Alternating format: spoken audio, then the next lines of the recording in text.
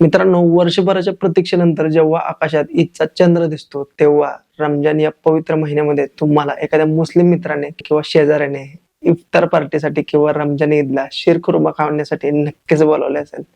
पण तुम्हाला कधी हा प्रश्न पडलाय का, की हा सण नक्की असतो काय? बिना अन्न पाण्याचा एवढा कडक रोजा मुस्लिम बांधव का करतात? इफ्तार म्हणजे काय? सहरी म्हणजे काय? नमाज ईदगाहमध्येच का पडली जाते? ईदी देण्याची परंपरा कुठून आली? ईद उल फित्र म्हणजे नेमकं काय? या सणाची सुरुवात 1400 वर्षापूर्वी कशी झाली? आणि जकात किंवा शीरखुर्मा या मागे नेमकी भावना काय आहे? तर या सर्व प्रश्नांची उत्तरे आणि रमजान ईदचा रंजक इतिहास आजच्या व्हिडिओमध्ये मी सांगण्याचा प्रयत्न करणार आहे. तर हा व्हिडिओ शेवटपर्यंत नक्की पहा. तर मित्रांनो, गोष्ट सुरू होते रमजान ईदच्या पवित्र महिन्यापासून. हा सण इस्लामिक कॅलेंडर मध्ये 9वा महिना आहे. असे मानले जाते की याच महिन्यामध्ये प्रेषित मोहम्मद पैगंबर यांच्यावर अल्लाने कुराण अवतरले. पण ईद येण्यापूर्वी 30 दिवस कडक शिस्त पाळावी लागते. यालाच आपण रोजा म्हणतो. पहाटे सूर्य उगवण्यापूर्वी जे जेवण केले जाते त्याला सहरी म्हणतात. आणि दिवसभर अन्न पाण्याशिवाय राहून संध्याकाळी जेव्हा उपवास म्हणजे रोजा सोडला जातो त्याला इफ्तार म्हणतात. आजकाल त्याला इफ्तार पार्टी असं सुद्धा म्हणतात. हा केवळ भुकेचा सण नाही, तर हा स्वतःच्या रागावर आणि वाईट विचारांवर ताबा मिळवण्याचा एक महिना आहे. रात्रीच्या वेळी मशिदीत जी विशेष नमाज होते तिला तरावी असे म्हणतात. आता वळूया इतिहासाकडे. ही गोष्ट आहे इसवी सन 624 ची. प्रेषित मोहम्मद पैगंबर जेव्हा मक्केहून मदिनाला आले तेव्हा त्यांनी पाहिले की तिथले काही लोक ठराविक दिवशी खेळ तमाशा करून सण साजरा करत होते. तेव्हा प्रेषितांनी सांगितले की अल्लाने तुम्हाला आनंदाचे 2 सर्वोत्तम दिवस सांगितले आहेत, ईद उल फित्र आणि ईद उल अदा. रमजान महिना संपल्यावर येतो तो सण म्हणजे ईद उल फित्र. याची सुरुवात 1400 वर्षापूर्वी प्रेषित मोहम्मद मक्केहून मदिनेला गेल्यानंतर झाली. फित्र म्हणजे दान. महिनाभराच्या उपवासानंतर आनंदाने साजरा केलेला हा कृतज्ञतेचा सण आहे. योगायोगाने याच वर्षी पहिली ईद साजरी झाली. त्याच काळात बद्रची लढाई झाली होती. ही लढाई प्रेषित मोहम्मद यांच्या नेतृत्वाखालील मुस्लिम आणि मक्का येथील कुरेश जमाती यांच्यात झाली होती. मुस्लिम सैन्यात केवळ 313 सैनिक होते, तर त्यांच्या विरोधात कुरेश जमातीचे 1000हून अधिक सुसज्ज सैनिक होते. सैनिक कमी असून सुद्धा या युद्धात मुस्लिमांचा विजय झाला होता. या विजयाचा आनंद आणि रमजानच्या महिन्यातील उपवासांची यशस्वी सांगता म्हणून ही पहिली ईद साजरी करण्यात आली. तेव्हापासूनच ही परंपरा आजही तितक्याच श्रद्धेनं चालू आहे. ईदची नमाज नेहमी ईदगाह म्हणजे शहराबाहेर मोठ्या मैदानात का पाडली जाते? याचे कारण असे की समाजातील सर्व स्तरातील लोकांनी, श्रीमंत असो वा गरीब, एकत्र येऊन एकाच रांगेत उभे राहून प्रार्थना करावी. याद्वारे समतेचा संदेश दिला जातो. ईदचा दिवस म्हणजे आनंदाची पर्वणी. सकाळी सर्व पुरुष नवीन कपडे घालून ईदगाह म्हणजे शहराबाहेरच्या मोठ्या मैदानात जमा होतात. तिथे एकत्र नमाज अदा केली जाते.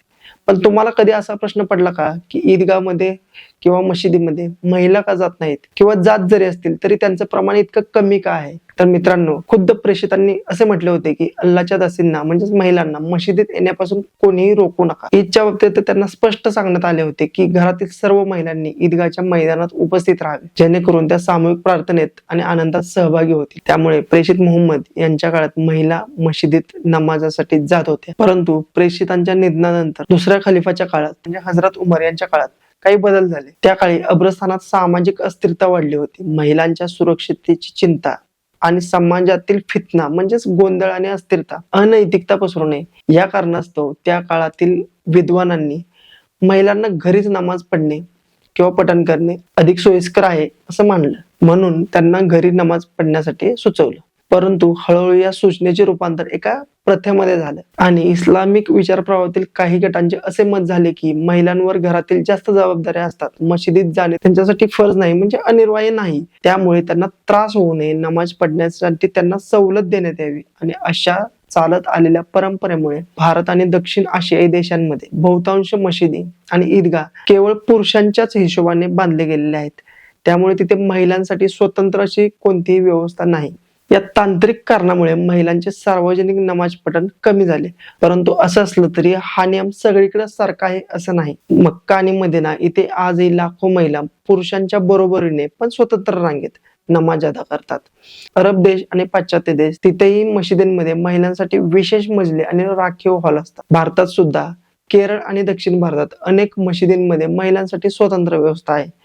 पण उत्तर आणि पश्चिम भारतात ही परंपरा थोडी कमी बघायला मिळते. थोडक्यात सांगायचे तर काय, इस्लाम मध्ये महिलांना मशिदीत जाण्यासाठी बंदी नाही, परंतु सुरक्षिततेच्या कारणास्तव काही काळात ही परंपरा पडल्यामुळे त्यांना घरीच नमाज पडणे उत्तम असे मानले गेले. मात्र अलीकडे जागरूकता वाढत असल्याने अनेक शहरांमध्ये महिलांसाठी ईदची विशेष व्यवस्था केली जात आहे. त्यामुळेच रमजान ईद दिवशी नमाजानंतर अनेक लोक एकमेकांना मिठी मारून ईद मुबारक म्हणतात. लहान मुलांसाठी तर हा दिवस खास असतो, कारण त्यांना मोठ्यांकडून ईदी म्हणजेच प्रेमाची भेट किंवा पैसे मिळतात.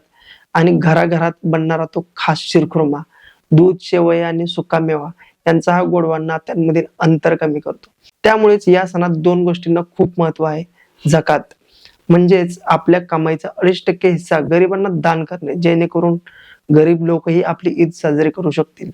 दुसरी गोष्ट म्हणजे शिरखुर्मा. शीर म्हणजे दूध आणि खुर्मा म्हणजे खजूर. हा गोड पदार्थ प्रेम आणि गोडवा पसरण्याचे एक प्रतीक आहे. म्हणूनच ईदच्या दिवशी झकात आणि फित्रा म्हणजे धान्य किंवा पैसे देणे अनिवार्य आहे. हा सण आपल्याला शिकवतो की आपल्या कमाईवर फक्त आपला हक्क नाही, तर समाजातील गरजूंचाही वाटा आहे. तर मित्रांनो, रमजान ईद म्हणजे फक्त खायचे प्यायचे दिवस नाहीत, तर तो आहे त्याग, संयम आणि माणुसकीचा उत्सव. द्वेष विसरून प्रेमानं एकत्र येण्याचा हा दिवस. तुम्हाला हा व्हिडिओ कसा वाटला ते कमेंट मध्ये नक्की सांगा. आणि तुम्हाला रमजान ईद बद्दल या व्हिडिओ मधून कोणती माहिती माहित नव्हती ती मिळाली ते सुद्धा कमेंट मध्ये नक्की सांगा. भेटूया अशाच एका व्हिडिओ मध्ये. तुम्हाला सर्वांना ईद मुबारक. धन्यवाद.